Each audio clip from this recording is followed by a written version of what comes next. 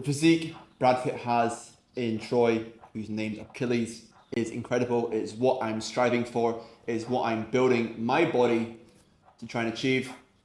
And I want to show you exactly, if you want this physique, what should you be doing in your training routine and what actually makes up the Troy physique. Because you can see a lot of bodybuilders, a lot of these powerlifters, whatever it may be, gym bros, they have a lot of muscle, they might be strong in the gym, whatever it may be, but they still look kind of shit. And it's all about what I'm going to talk about in this video. So sit back and relax, and hopefully you will enjoy this video. No doubt about it. And if you can't sit through a 10, 15-minute video to achieve your dream physique, then God, I can't help you. I'm doing a 48-hour fast right now. I'm feeling fucking amazing. I'm fired up. And I want to help you guys achieve the body of Troy like I'm doing in this present day. So let's jump straight into the video. The body of Troy. Look at that physique. I mean, fuck, bro. Let me bring you a bit closer real quick, okay? It's absolutely incredible. And if you haven't realized already, I'm growing my hair out right now because I want this hairstyle. I'm a fanboy. Kill me. I love it. I don't care. But currently I am like quite a few months away from having this hairstyle, but I'm committed to the journey and I'm going for the fucking look of Troy. So what makes up the body of Troy? First of all, there's 3 buckets we need to focus on here. It is being between 8 and 10% body fat. Because if you're anything more than 10% body fat, the definition won't be there, the shoulders won't pop as much, the abs won't pop as much, and that is partly why I'm doing a 48-hour fast at the end of each month to just shred that little bit extra bit of fat and just tighten me up. Second biggest benefit we need to focus on is having muscle in the right places. You know, being a 220-pound jacked bodybuilder that has muscle everywhere, that just doesn't look good. And girls don't like it. It's not the look we want to go for. It's about having muscle in the right places. And third of all is having high testosterone. If you don't optimize your testosterone levels, your test levels, you won't be able to achieve, first of all, the body fat, second of all, the muscle mass, and all the traits of high testosterone. So, a little bit of backstory. This is me. This was me recently. Yeah, I just remember this script. This photo here, I am 12.5% body fat actually, according to the body scan I do at my gym. And I think it's fairly accurate. A lot of guys that take the body scan, their body fat percentage is really off. But I think I'm already between 11 and 12% by this photo. I'm quite defined in my abdomen and my shoulders are kind of defined here. I've got arm veins, shoulder veins. Sometimes I have lower veins here, my lower abs. So that's where I'm at body fat wise. Proportions is really important because the portions you want is to have this V. You want to have a strong shoulder to waist ratio. And this is what gives you the Troy physique. As you see here, his ratios here are really, really good. And that gives you the almost like hourglass version of what females have. Females want to have a wide hips, slim waist, gives that thick, booty look. We want to have the same thing going on for us. Broad shoulders, slim, tight waist. And third of all, we want to have high T. Currently mine is, on my last test, it was 800 plus. I'm going to get it retested very soon. I'm hopefully landing between 900 and 1,000, but I'll update you on that very, very soon. So first what we're going to focus on is how to get lean, okay? I've struggled with getting lean for many, many years, and what's actually worked for me recently, especially in the last 3 months, is I haven't actually tracked my calories at all, and I've managed to get leaner and build muscle. And I'm going to show you exactly what I've done in these last 3 months to do that. I've been following the Primal Health diet, which is mainly like a paleo/carnivore diet. I'm not hiding away from, I have a lot of meat, eggs, fish, sweet potato, white potato, rice, fruit, some nuts. But if you've heard of the paleo diet before, if you haven't, it's essentially what I just said, but it's a very natural diet. Think of it like, would a caveman or your ancestors eat it? If the answer is yes, then you eat it. And how it actually looks in terms of macronutrients is 50% fat, between 20 and 30% carb, and around 20% protein. If you eat whole natural foods like this, and naturally you'll come out with these sort of ratios, this is what will give you a strong and lean physique. Your body this is what you've been built for years and millions of years of human evolution, is to eat a diet as natural as possible. Phase 2 is all about proportions, like I said. So we want to get stronger on key lifts. Okay, to build up that, we can get a tight waist by being lean, but we want to build that strong shoulders from getting strong on certain key lifts. And these key lifts are the weighted pull-up, whether that's on rings, on a bar, chin-ups, pull-ups, whatever it may be. When you get strong on pull-ups, you're building the arms, the biceps, the lats. It gives you them big fucking lats, right? And that gives you that back width that you see from the back. And then we have weighted dips. Weighted dips are like the king of upper body exercises, I think. Shoulders, chest, triceps, biceps, core, the whole fucking upper body is getting engaged when you get strong on weighted dips. My strongest weighted dip was 60 kilograms for 6 reps and with good form. And that was me at like a 80 kilogram body weight, which is pretty fucking strong. Now I go slightly lighter weight, but I do more of a controlled tempo, but I'll stick on that later. But getting strong weighted dips. If you can't do weighted dips right now, then find progressions to get strong on doing it, whether that's on using resistance bands, on the machines that help you. Just incorporate dips into your routine. I hit dips twice a week, same with pull-ups, they're absolute staples in my workout plan. And then for shoulders, to really isolate the shoulders and give you that popping shoulders, I'm only doing pike push-ups, okay? Pike push-ups are extremely hard, and they are an easier variation of doing handstand push-ups. Not everyone can do handstand push-ups. I'm still learning to do my handstand push-up, but a pike push-up anyone can do, and they are extremely hard on the shoulders. Like I said, guys, I don't do any terms of actual gym work. These are all like weighted calisthenics moves. I don't actually like to do a lot of barbell and dumbbell work anymore, apart from doing my legs, because I find being outside, working on like the bars, the dip bars, doing pike push-ups, bodyweight movements, actually builds my physique a lot better. In terms of rep ranges, you want to get strong in the 6 to 10 rep range.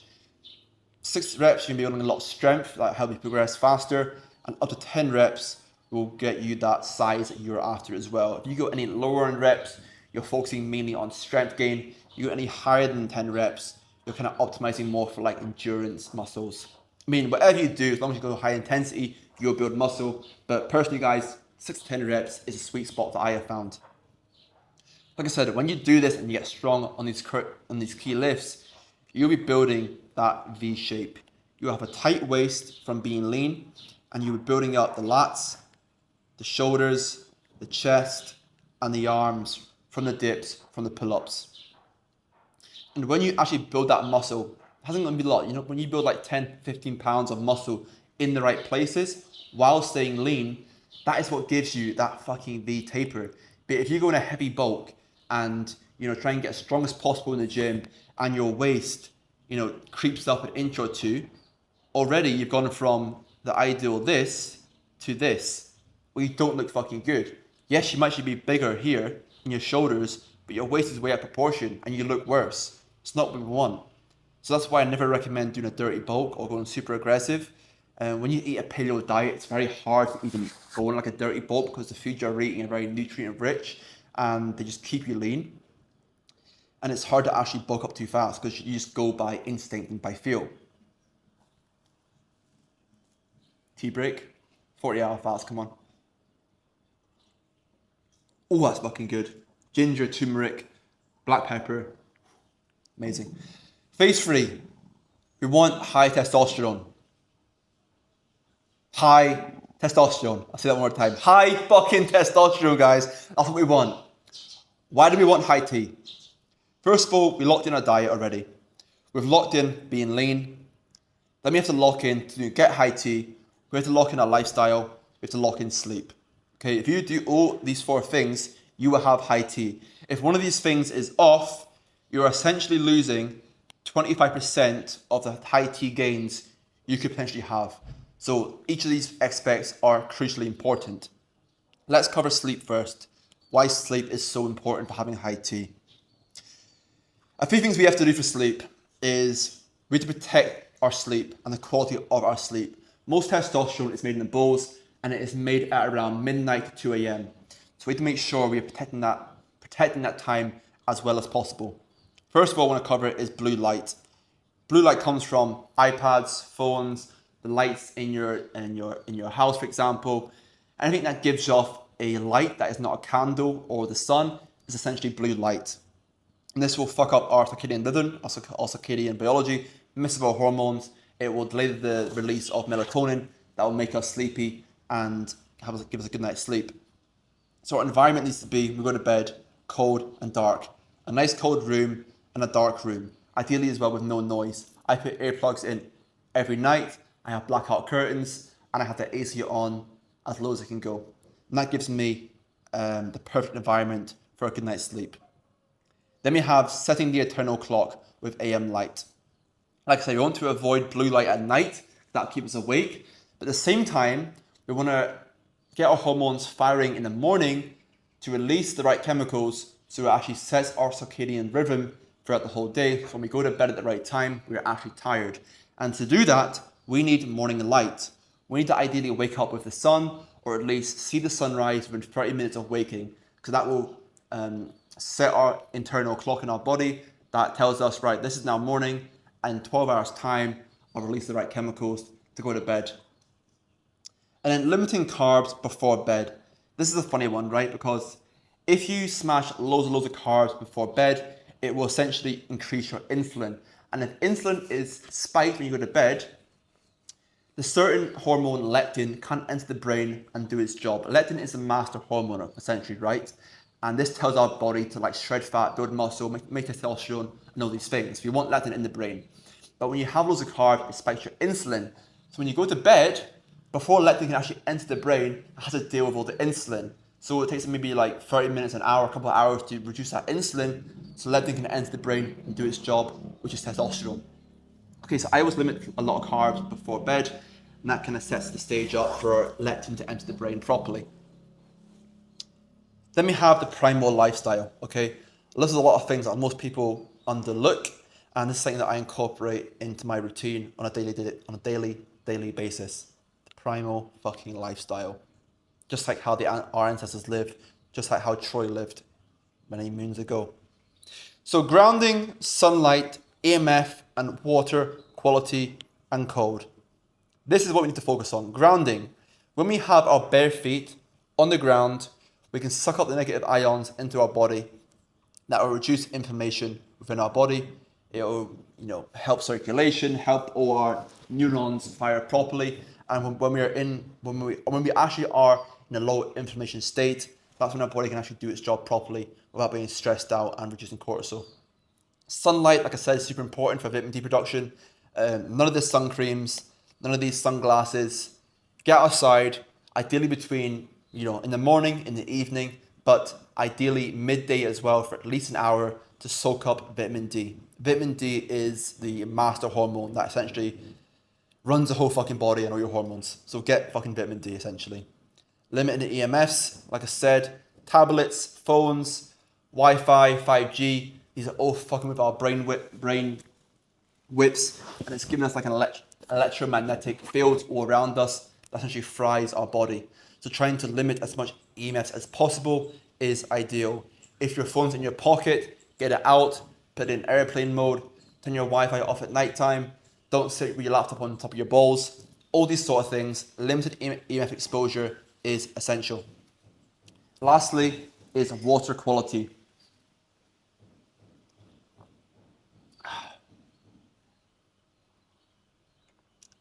The water quality many moons ago was straight from the source. It was rich in minerals. It was untouched. It was pure. Nowadays, it is very chemically altered. There's lots of microplastics, chemicals, chlorine, antibiotics that leach into the water. And the water is very, very dirty and the minerals have been stripped out of it. So going for high quality water whenever possible is ideal for the body. We can hydrate properly. It has the essential minerals that our body needs to actually work. So, ideally, you get a water filter in your house if you're somewhere like the UK, or somewhere like Bali, Indonesia, that we can't actually drink the water quality because it's so contaminated, is to drink from glass or bottles, or at least mineral-rich water from plastic bottles. It's better than drinking shit quality water. Try and go for spring water that is straight from the source and still has its high mineral content. And the cold. We are adapted to embrace the cold, from our mitochondria health to our overall health to our resilience training. Embracing cold, ideally an ice bath, a few times per week, anywhere from 5 to 15 minutes, will literally improve testosterone and get you loads of health benefits. I love the cold. I do it almost daily, and it's been a fucking game changer for me in terms of shredding fat and improving testosterone. So that is how you become a modern day warrior.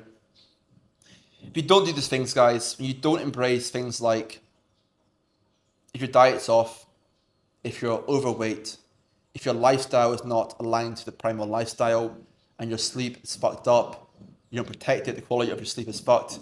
These are all things that will ruin your life to turn you into a modern day warrior. But when you reconnect with these primal traits, this is what will teach you and turn you into a modern day Troy warrior. You'll feel better, you'll look better, your mindset will be better. Overall, your life will improve, okay? Simple as that. If you want help in doing this, then first link below. I help guys on this mission. It's what I do. It's what I've essentially given my life to, is doing this journey, and I want to help you do the same. If you don't want to invest in your future and in your health, in your mind, your body, then feel free to keep watching my videos, keep learning, keep it on the journey. But either way, guys, you pay in either time or money in life. And if you want a fast track route to improving your health, your body, your mind, get the girls, get the body you want, become the Troy warrior, then join the fucking tribe. Speak to you all soon. Take care. And I'll see you in the next one.